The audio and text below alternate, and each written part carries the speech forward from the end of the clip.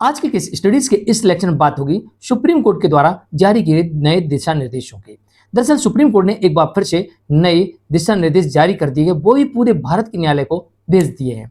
क्या भेजे दिशा निर्देश, ये जानना आपको बहुत जरूरी, क्योंकि हम बात कर रहे हैं इंटरिम मेंटेनेंस की, बात कर रहे हैं मेंटेनेंस की, बात कर रहे हैं लिटिगेशन चार्ज की, बात कर रहे हैं एलुमनी की, और बात कर रहे हैं कंपनसेशन की। यानी कि मुआवजे के ऊपर कोर्ट आदेश करे तब, इंटरिम मेंटेनेंस पर आदेश करे तब, मेंटेनेंस पर आदेश करे तब, केस लड़ने के खर्चे पे आदेश करे तब, और एलुमनी के बारे में जब आदेश करे कोर्ट तब इन दिशा निर्देशों का के हिसाब से अब कोर्ट आदेश करेगी।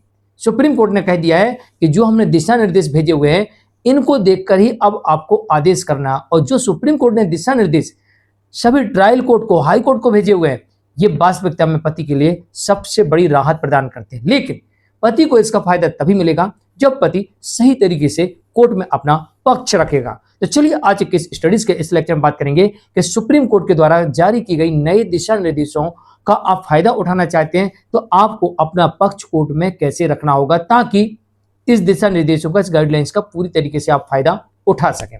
जय जिनेंद्र, मुकेश जैन। वीडियो को लाइक और शेयर कर दीजिए, और इस तरह जजमेंट्स पाने के लिए या अन्य किसी जानकारी के लिए दिए गए नंबर पर आप हमें एक छोटा सा मैसेज लिखें, इसके बाद हम आपसे संपर्क करेंगे। चलिए शुरुआत करते हैं।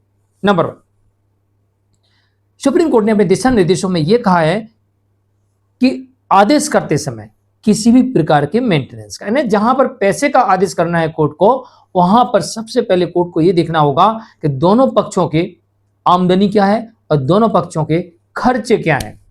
ऐसा तो नहीं है कि अनावश्यक खर्चे मांग रही हो। जैसे बीच में अभी एक जजमेंट आया था, इसमें कहा गया था, पत्नी ने कहा मुझे भैया 6,20,000 चाहिए, जिसमें लिपस्टिक के लिए चाहिए, इसके लिए चाहिए, उसके चाहिए। तो कोर्ट ने कहा ना, ऐसा नहीं मिलता।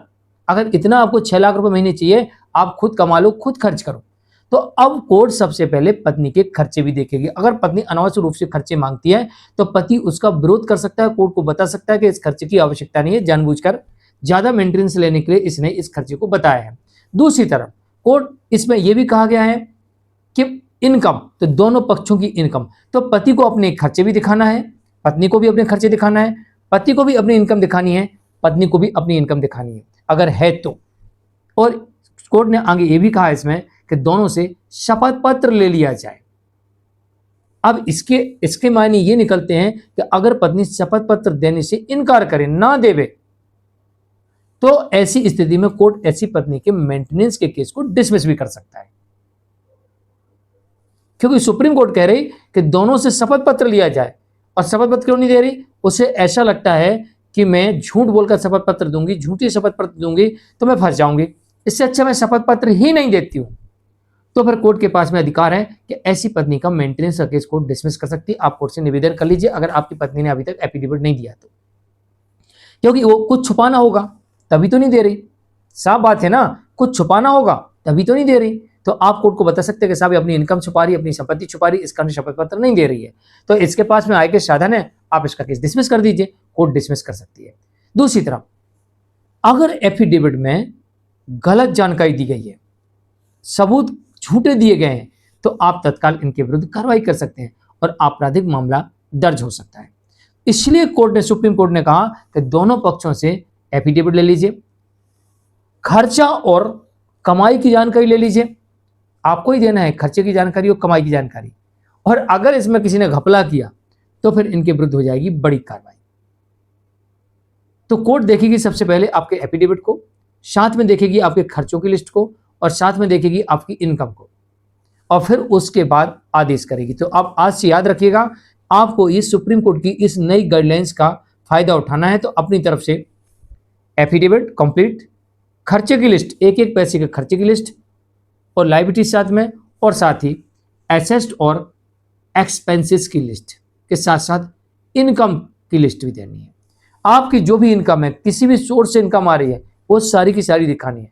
तो फिर जब आप सभी इनकम को ईमानदारी से दिखा रहे हो तो उतनी ईमानदारी से आपको सभी प्रकार के खर्चे, एक एक पैसे का हिसाब दिखाना है, जिसमें वकील का खर्चा यानी वकील की फीस, आने जाने का खर्चा, दूध का खर्चा, गैस का खर्चा, बिजली बिल, टेलीफोन बिल, जितने भी इस तरह के खर्चे होते हैं, सारे खर्चों को आपको विस्तार पूर्वक बताने हैं। और अगर पत्नी अनावश्यक रूप से कोई खर्चा मांगती है तो आपको उसका विरोध करना है। और इसके अलावा अगर पत्नी एफिडेविट ना दे या पति एफिडेविट ना दे, अगर पति ना दे तो पत्नी मेंटेनेंस ले सकती है, और अगर पत्नी एफिडेविट ना दे तो पति बिना एफिडेविट के केस को डिसमिस कराने के लिए न्यायालय से निवेदन कर सकता है।